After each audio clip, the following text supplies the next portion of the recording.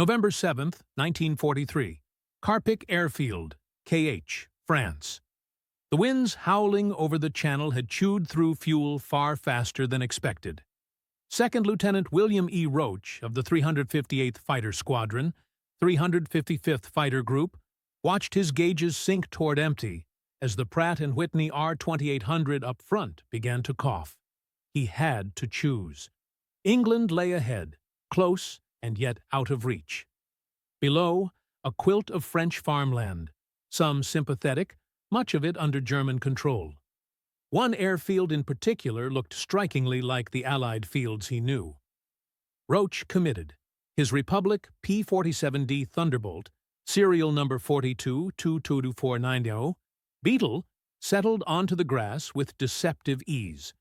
He rolled to a stop behind a follow-me vehicle, shut down, and only then noticed the black crosses on nearby aircraft. Within moments, armed German personnel ringed his cockpit. Lieutenant Roach's combat flying days were done. He would spend the rest of the war in a Luftcamp, but the education of the German aviation establishment was about to begin in earnest.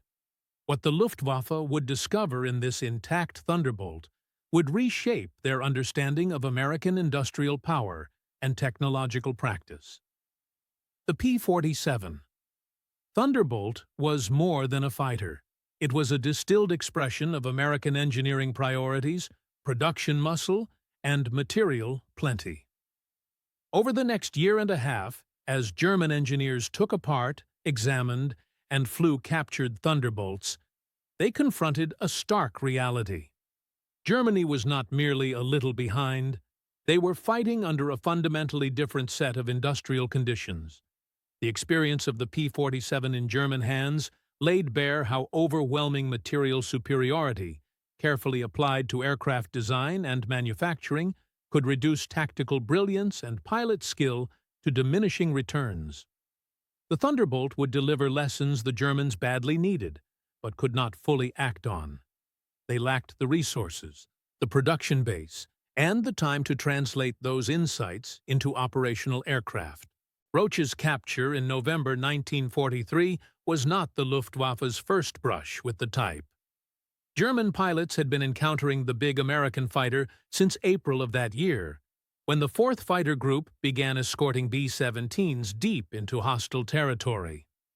Early combat reports from Luftwaffe units mixed derision with bewilderment.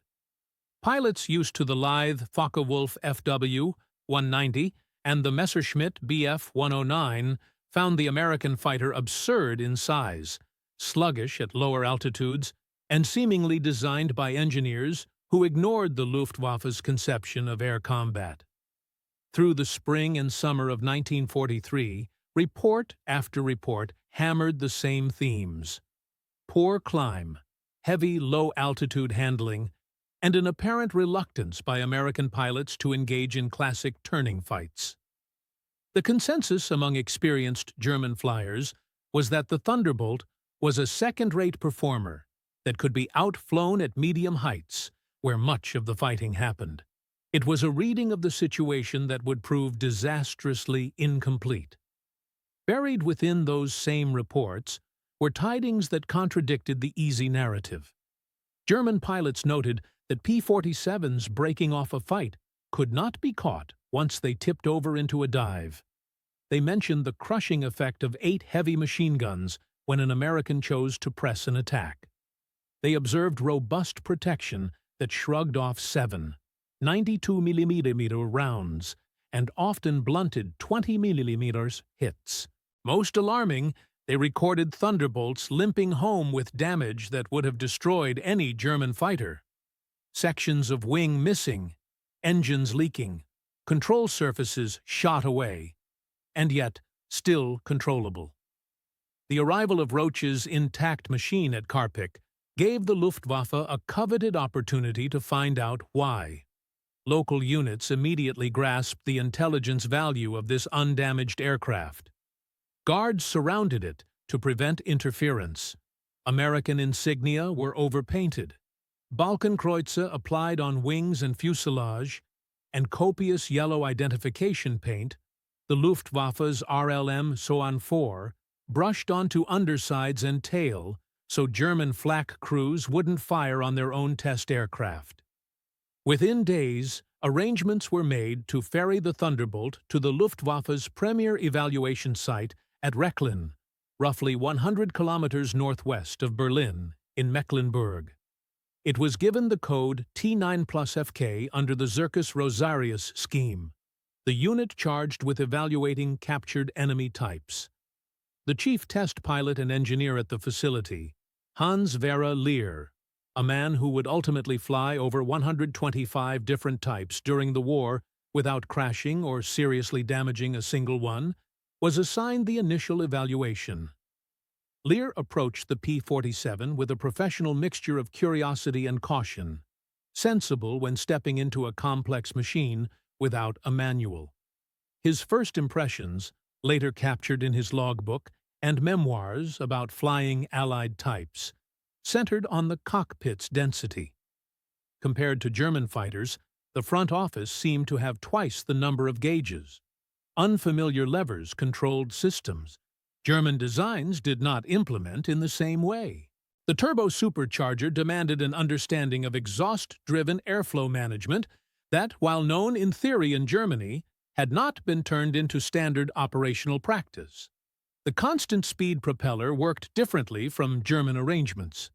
Most confounding was the sophisticated automatic engine management, which in German fighters was typically handled by the pilot's constant adjustments to throttle and mixture. He spent significant time on the ground, methodically experimenting with controls and mapping functions before flight, an engineer-pilot's way of mitigating risk without handbooks or training.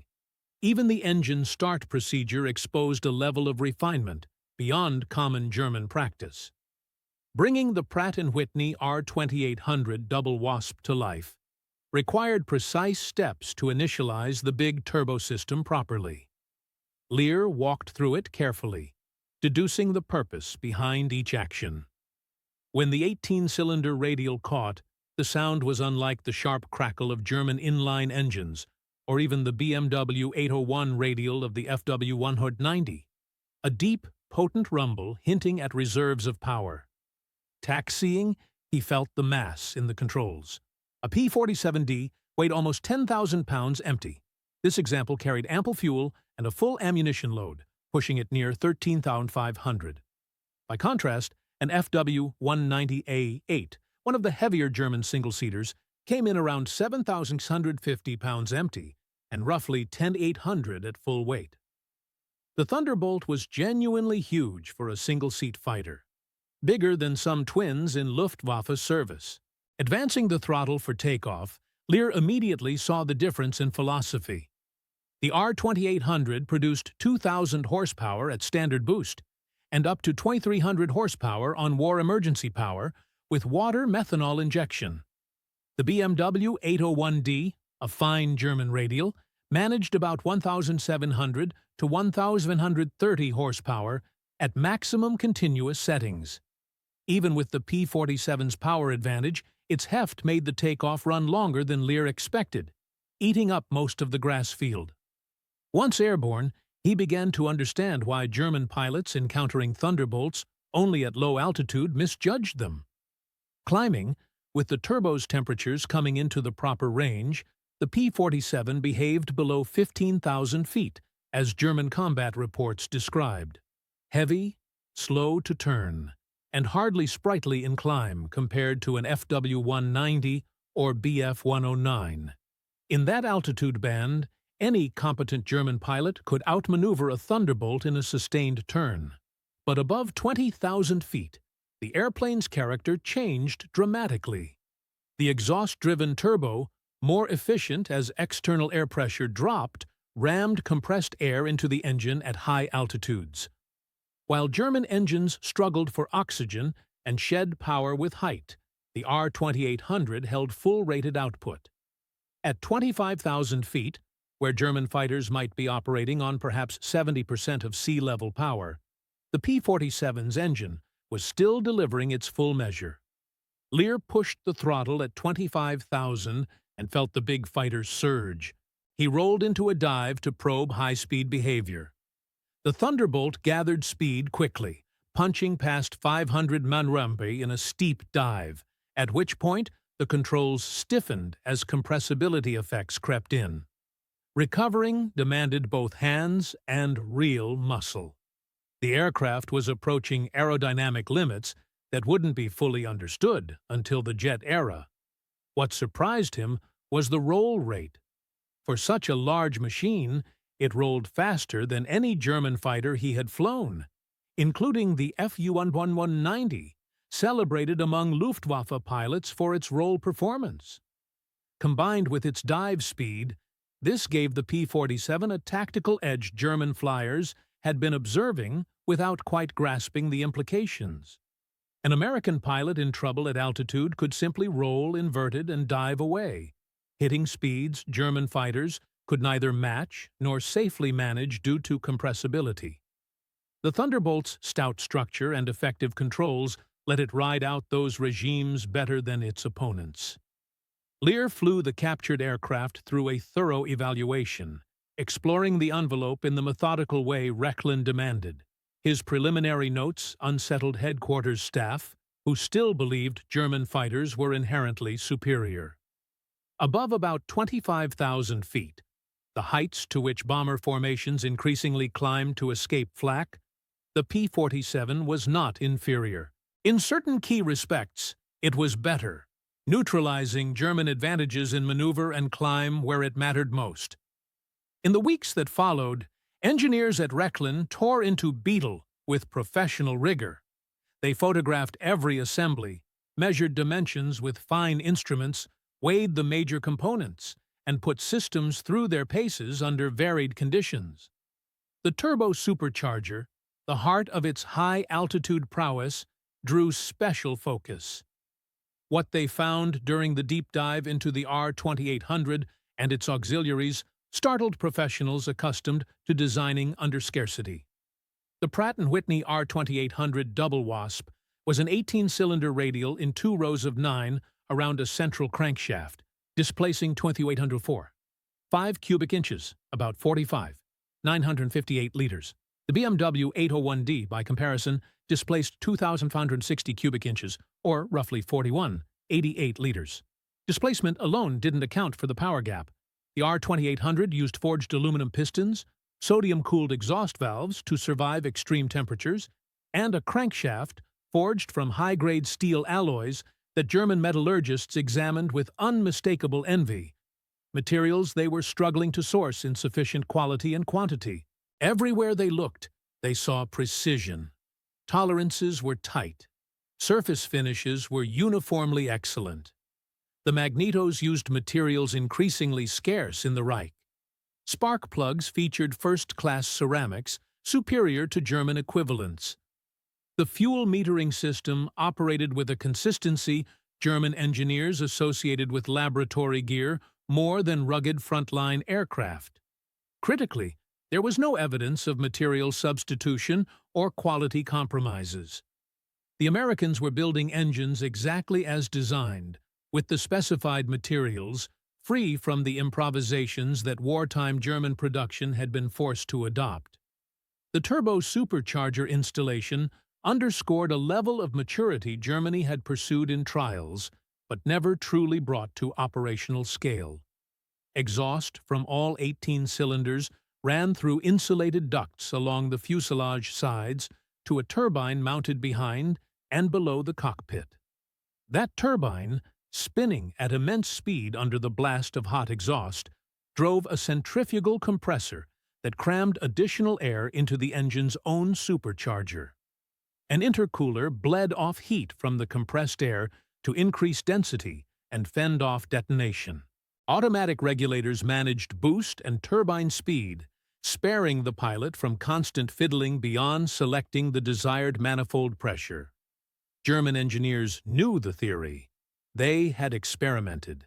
But fielding such a system in quantity demanded heat-resistant alloys for turbine blades that could survive blistering temperatures at high RPM, exquisitely manufactured control components, extensive high-temperature ducting with flawless seals, and overall reliability across a brutal operating spectrum, from 60 km at altitude to over 200 km within the engine bay, not to mention the jolt of combat damage.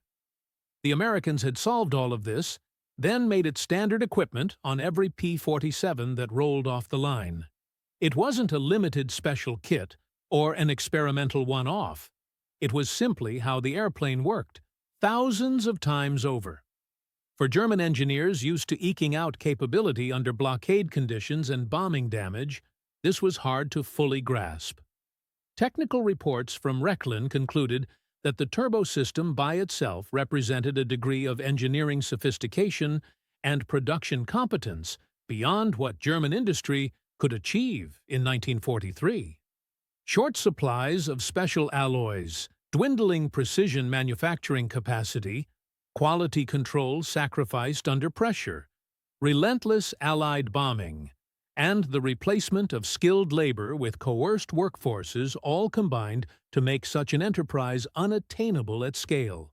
The armament setup drove the lesson home in another way. The P-47D carried 8 Browning M2, 50-caliber machine guns, 4 in each wing. Typical German fighters carried mixed batteries, machine guns, and a pair of 20mm cannons, or, in earlier versions, 6 machine guns. The American choice to mount 8 heavy machine guns reflected a deliberate willingness to carry more weight and complexity to deliver overwhelming firepower. Each gun drew from its own ammunition box built into the wing, with 425 rounds per gun. In total, the pilot had 3,400 rounds. For comparison, an FW-190A might carry roughly 2,000 rounds for its machine guns and around 500 for its cannons. A Thunderbolt pilot could hold down the trigger on all 8 guns for about 20 seconds, nearly 100 rounds per second in combined fire, if everything was harmonized to converge at a set range. German test firings confirmed the sheer destructiveness of that wall of lead. Armament specialists were impressed with how cleanly everything was put together. Each gun sat in an electrically heated bay to prevent freezing at high altitude, where temperatures plunged well below 0 Fahrenheit. Spent cases and disintegrating belt links flowed out through chutes and ports in the wing's lower skin, ensuring debris didn't smack the airframe or foul the controls. Across testing at Rechlin, thousands of rounds went downrange in varying conditions without recorded jams or feed issues. The ammunition itself told its own story. 50-caliber rounds with armor-piercing cores made to tight specs, incendiary loads that worked as advertised, and tracers that burned consistently. German testers found American ammunition reliability consistently better than their own late-war production, which was suffering as materials grew scarce and quality slipped. The Thunderbolt's pilot protection also showed a different set of trade-offs. American designers accepted noticeable weight to keep aviators alive. The cockpit was wrapped in heavy armor plate on multiple sides. The seat formed part of what U.S. engineers nicknamed the armored bathtub, shielding from below and behind. The windscreen used thick, bullet-resistant glass that stopped machine gun fire and blunted fragments from cannon shells. Additional armor shielded critical systems like oil coolers and the turbocharger. Total armor weight exceeded 200 pounds, about what 2 more guns with ammo would have cost in mass. German fighters generally carried less comprehensive protection, prioritizing performance over survivability and accepting higher crew losses as a cost of doing business. That philosophical divide showed up clearly in how the Thunderbolt was put together to be worked on. American engineers plainly anticipated that mechanics at forward airfields would need to get at systems quickly, often with limited time, possibly in darkness and under rough field conditions.